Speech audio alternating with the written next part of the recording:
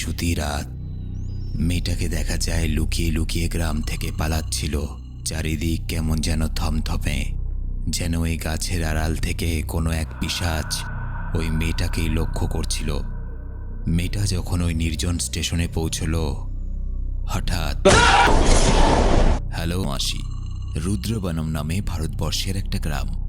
ভেঙ্কটাচলাপতি নামের এক ব্যক্তি এক মৃত মেয়ে শিশুকে গোলাকার একটা চিহ্নের মাঝে শুইয়ে রেখে কিছু তন্ত্রমন্ত্র করছিল।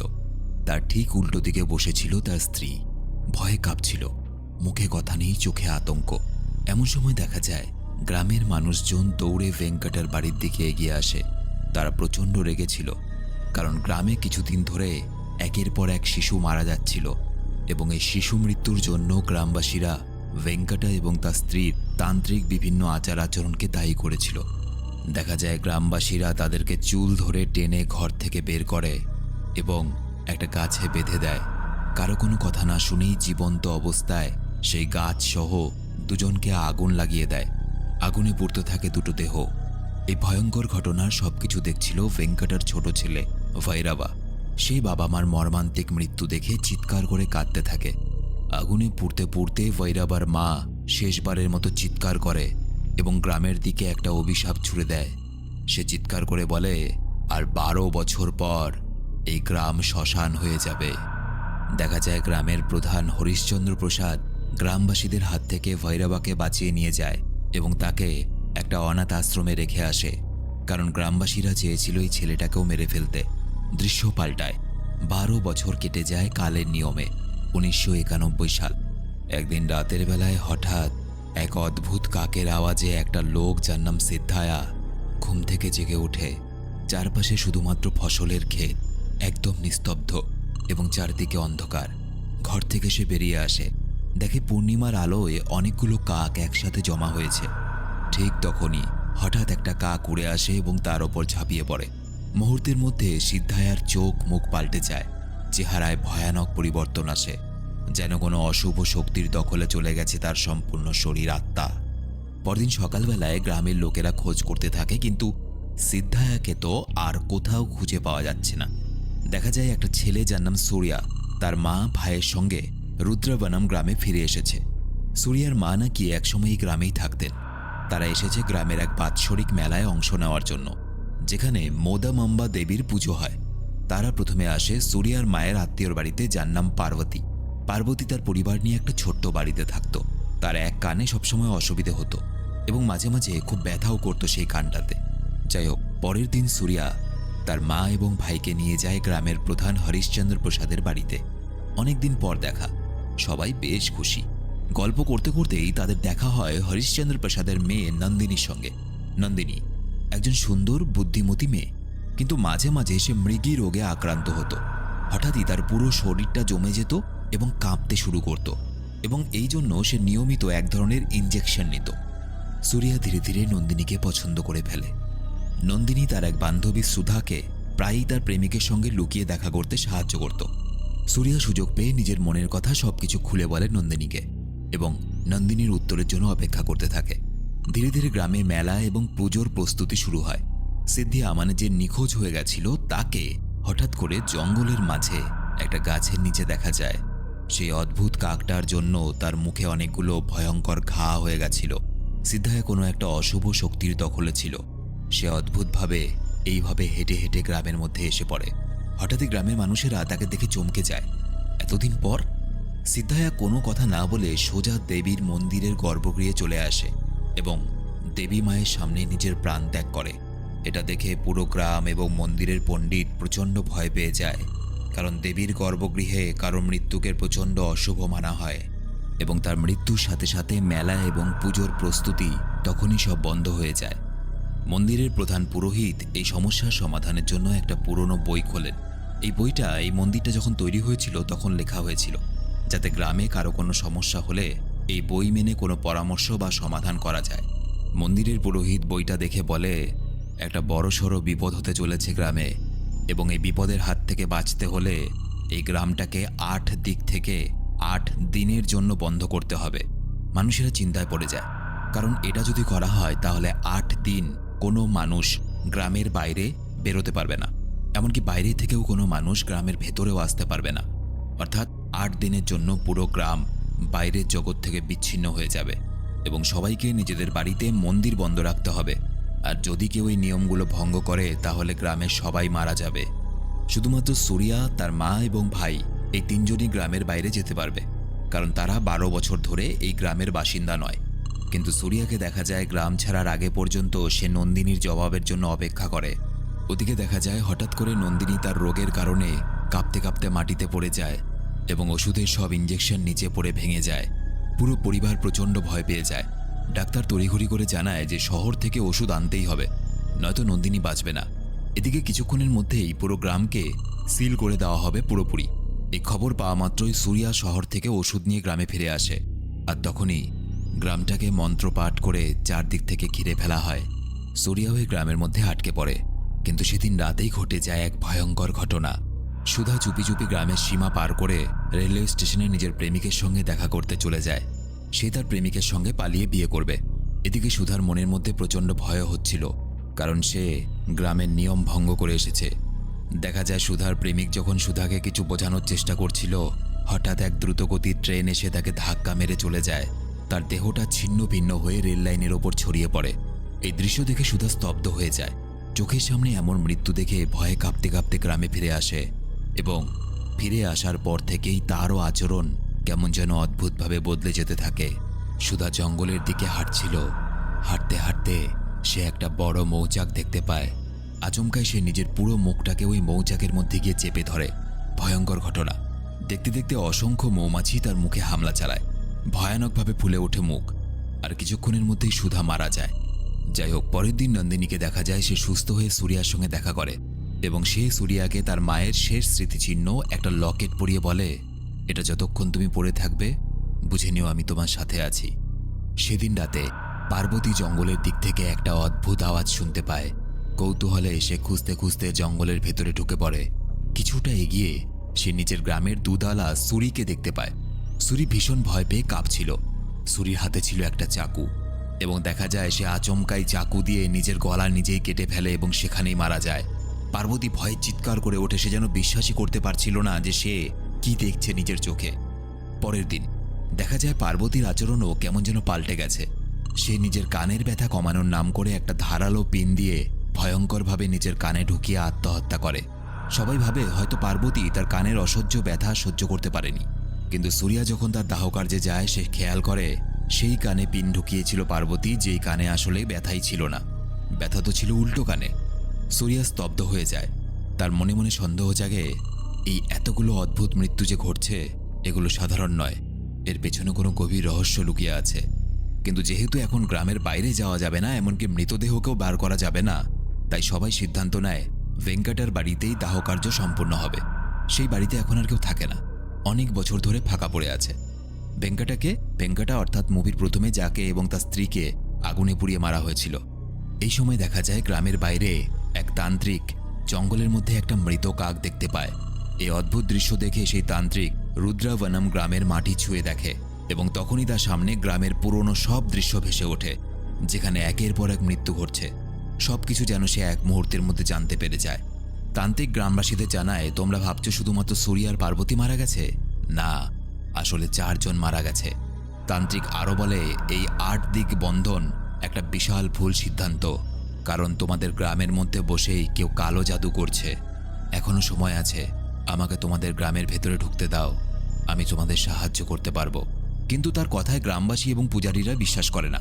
তারা বলে দেয়, আমাদের গ্রামের নিয়ম আছে, বাইরে থেকে কোনো মানুষ এখন আমাদের গ্রামে ঢুকতে পারবে না 8 দিন পর্যন্ত। তান্ত্রিককে দেখা যায় সে মহাকালের কাছে গ্রামের মঙ্গল প্রার্থনা করে সেখান থেকে চলে যায়।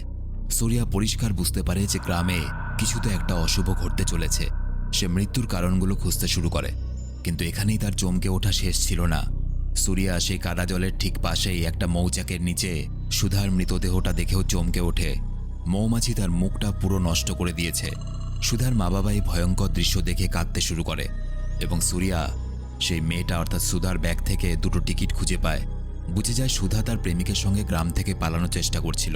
সময় নষ্ট না করে স্টেশন মাস্টারকে ফোন করে এবং সেদিন রাতের ব্যাপারে জিজ্ঞেস করে।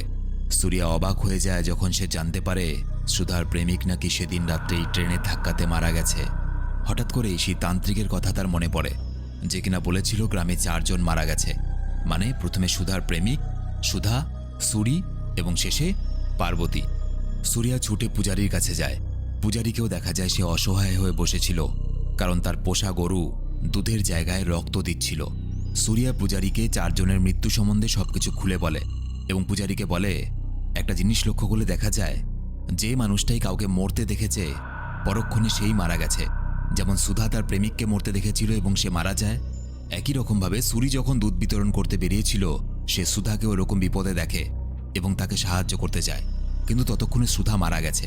এবং যেহেতু সে সুধাকে মরতে দেখেছিল, সুতরাং সুরিও আত্মহত্যা করে ফেলে এবং সুরিকে আত্মহত্যা করতে দেখে ফেলে পার্বতী, তাই পার্বতীও আত্মহত্যা করে ফেলে।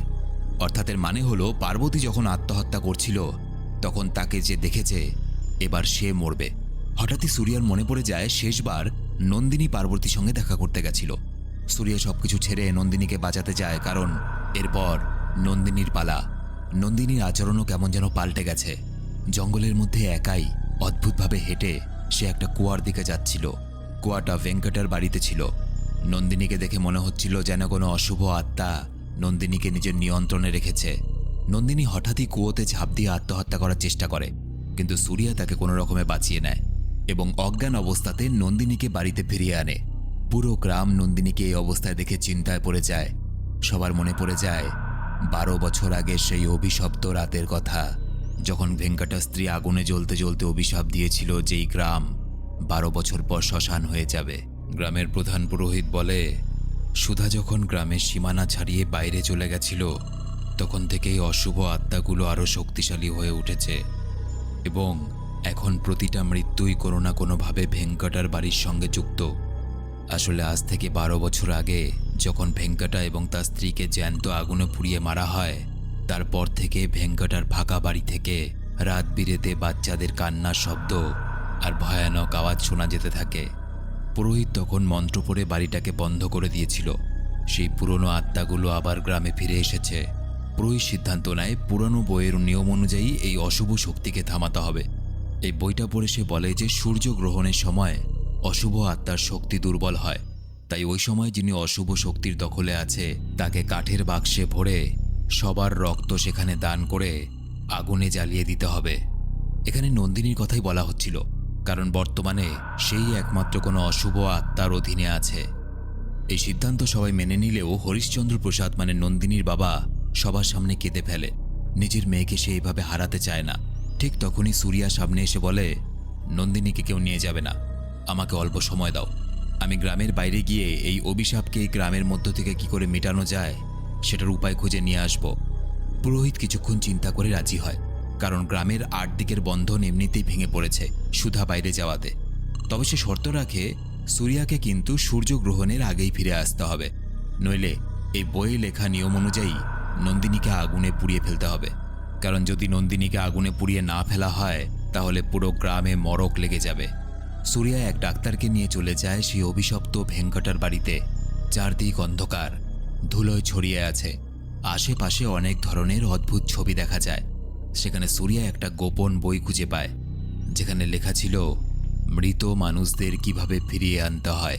কারণ মানুষ মারা যাওয়ার পর তার চোখ 6 ঘন্টা পর্যন্ত জেগে থাকে, যার সাহায্যে একজন মৃত ব্যক্তিকে বাঁচানো যেতে পারে। এরপর সুরিয়া অনেক ঝুঁকি পার করে চলে যায় সেই অনাথ আশ্রমে যেখানে ভৈরবাকে তার মা বাবা মারা যাওয়ার পর রাখা হয়েছিল।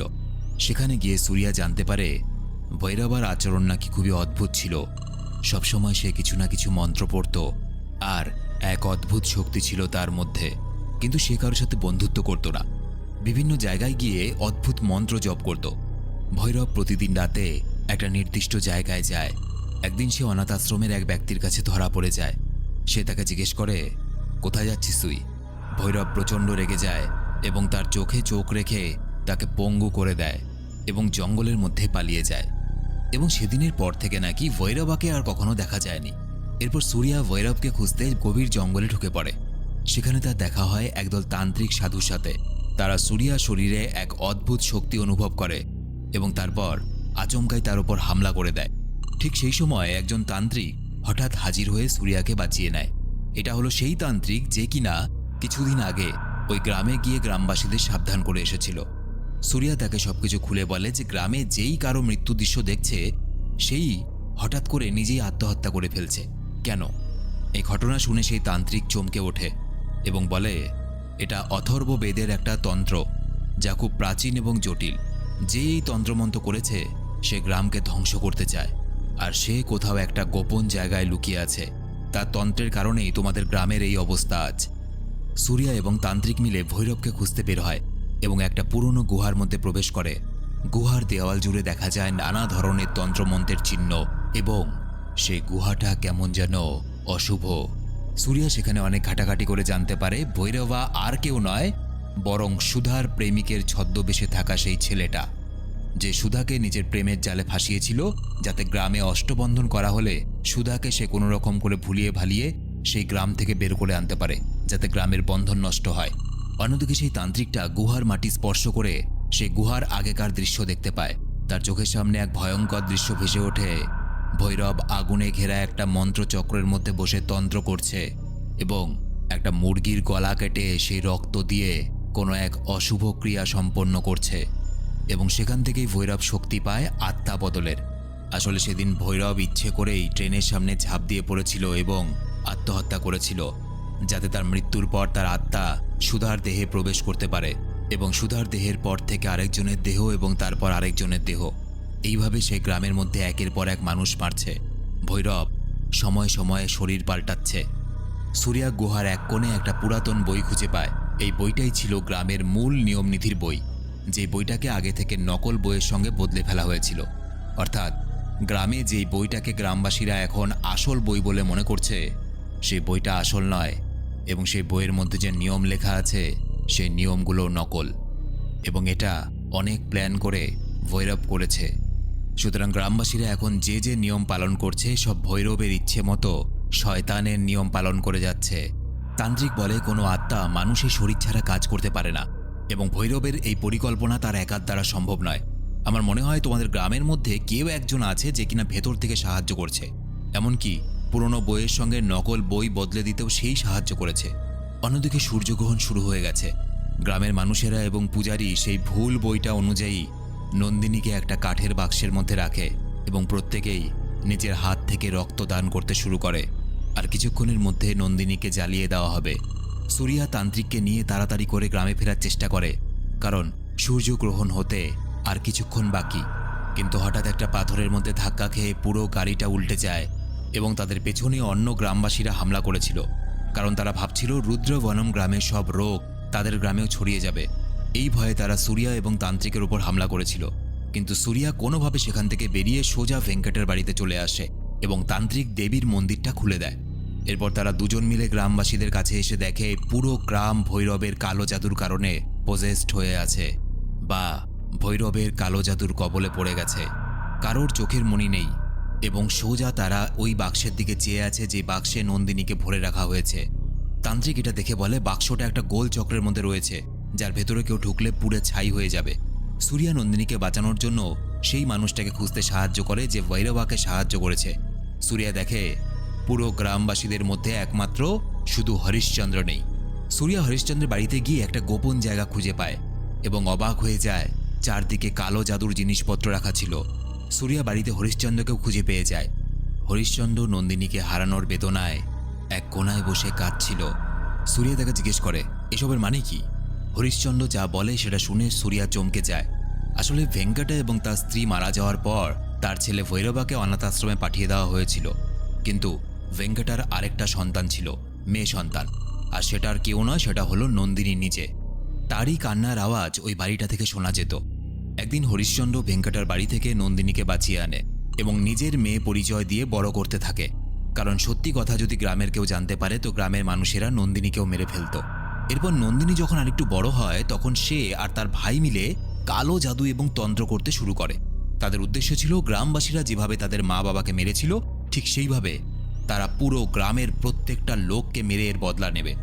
ওদিকে দেখা যায় নন্দিনী বাক্স থেকে বেরিয়ে নিজের তন্ত্রমন্ত্র করা শুরু করে, মানে নন্দিনী শরীরে ভৈরবের আত্মা ভর করেছিল এবং তারা দুজন ভাই বোন মিলে নিজেদের শক্তি দিয়ে তান্ত্রিককে দূরে ফেলে দেয় এবং ঠিক সেই গাছটাতে আগুন লাগিয়ে দেয় যেখানে 12 বছর আগে গ্রামবাসীরা তাদের মা বাবা দুজনকে আগুন লাগিয়ে দিয়েছিল।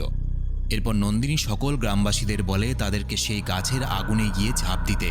সুরিয়া এসব দেখে কিছুই বুঝতে পারে না যে কি করবে না করবে এবং কি করে নন্দিনীকে থামাবে। সেই গ্রামবাসীদের থামানোর চেষ্টা করে, কিন্তু সবাই আস্তে আস্তে আগুনের সামনে যেতে থাকে।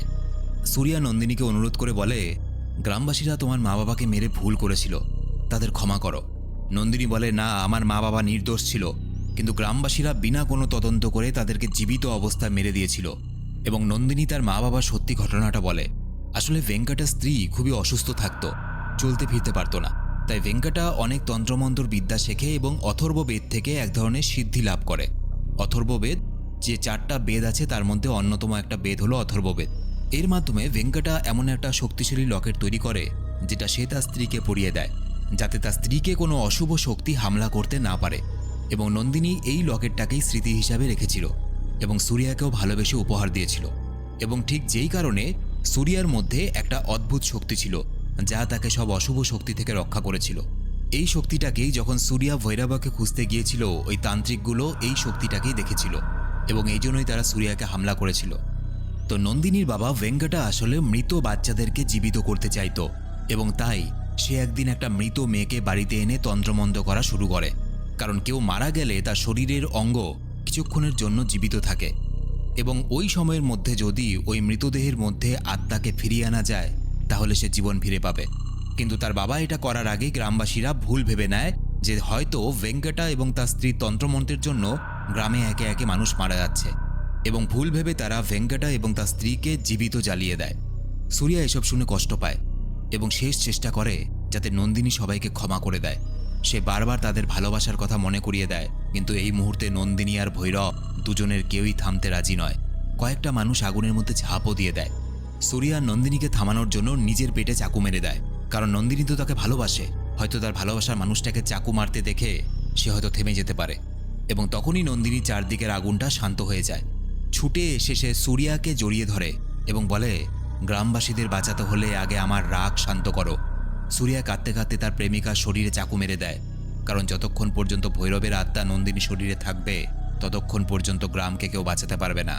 ভৈরব যখন নন্দিনী শরীর ছেড়ে দেয় তখনই গাছটার আগুন নেভে যায় এবং গ্রামবাসীরা নিজেদের সজ্ঞানে ফিরে আসে। সুরিয়া নন্দিনীর মৃতদেহ জড়িয়ে ধরে কাঁদতে থাকে, কারণ নন্দিনীকে মারা ছাড়া তার কোনো উপায় ছিল না। নন্দিনী মারা যায়। পরের দিন গ্রামের সবাই মিলে নন্দিনী শেষ কার্য করে এবং সুরিয়া ভেঙ্কটার পুরনো বাড়িটাকে একটা স্কুল বানিয়ে দেওয়ার পরামর্শ দেয়। এরপর সুরিয়া সেই লকেটটার দিকে একভাবে চেয়ে থাকে। দেখা যায় তার চোখে একটা অদ্ভুত আলো জ্বলে ওঠে এবং এই মুভিটা এখানেই শেষ হয়ে যায়। মুভিটা কি সত্যি শেষ হয়ে যায় নাকি নন্দিনীর আত্মা সুরিয়ার মধ্যে আছে? তোমাদের কি মনে হয়?